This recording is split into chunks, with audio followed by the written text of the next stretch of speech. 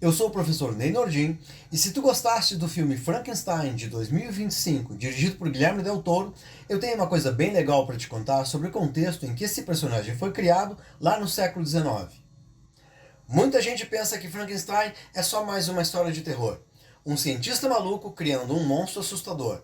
Mas a verdade é que o livro Frankenstein, escrito por Mary Shelley e publicado em 1818, é muito mais profundo do que isso.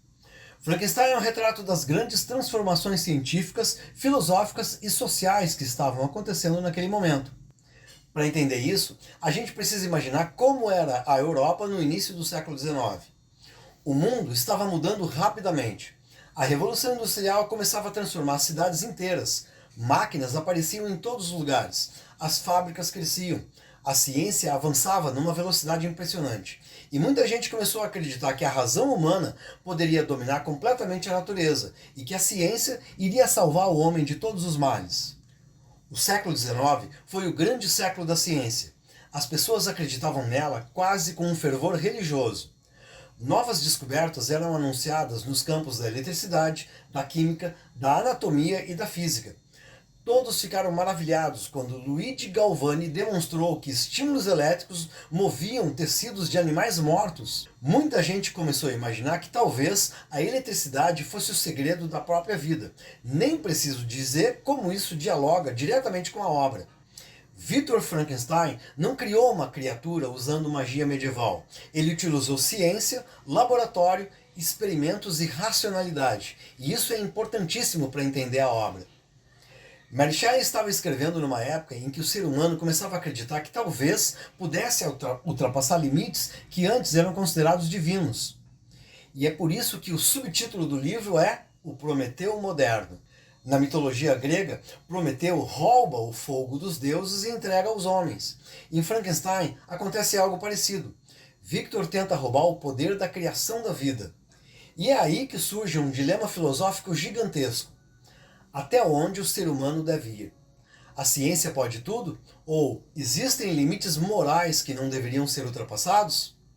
Essas perguntas se fazem presentes durante todo o livro. E aqui entra outro aspecto muito importante do contexto da época. Frankenstein foi escrito durante o Romantismo. O Romantismo foi um movimento cultural que reagia contra o excesso de racionalidade do Iluminismo.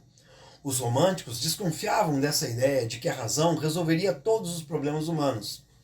Eles valorizavam emoção, sensibilidade, natureza, sentimentos e também os perigos da ambição exagerada.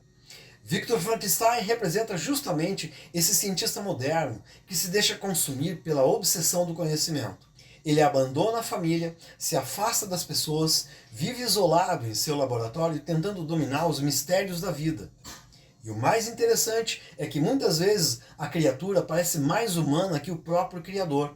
O chamado monstro sente solidão, busca amor, quer conversar, ele quer ser aceito e pertencer ao mundo, mas ele é sempre rejeitado por causa da sua aparência.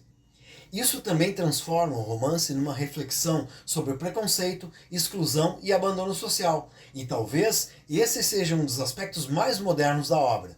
Mary Shelley praticamente antecipa debates sociais que continuam vivos até hoje. Quando falamos sobre inteligência artificial, manipulação genética, clonagem ou biotecnologia, no fundo, continuamos discutindo a mesma pergunta de Frankenstein. O avanço tecnológico significa automaticamente avanço moral? O livro parece responder que não, porque Victor Frankenstein consegue criar vida, mas não consegue assumir a responsabilidade por aquilo que criou. E talvez essa seja a grande tragédia da história. O problema não é apenas criar algo poderoso, o problema é criar sem responsabilidade ética.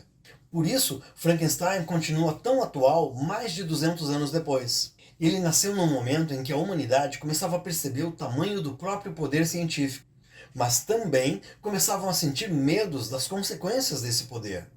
É exatamente isso que torna essa obra tão fascinante até hoje. No fundo, Frankenstein não fala apenas sobre monstros. Ele fala sobre ambição, sobre solidão, ciência, sobre responsabilidade e sobre os perigos de um ser humano que acredita poder controlar tudo sem precisar responder pelas consequências dos seus atos.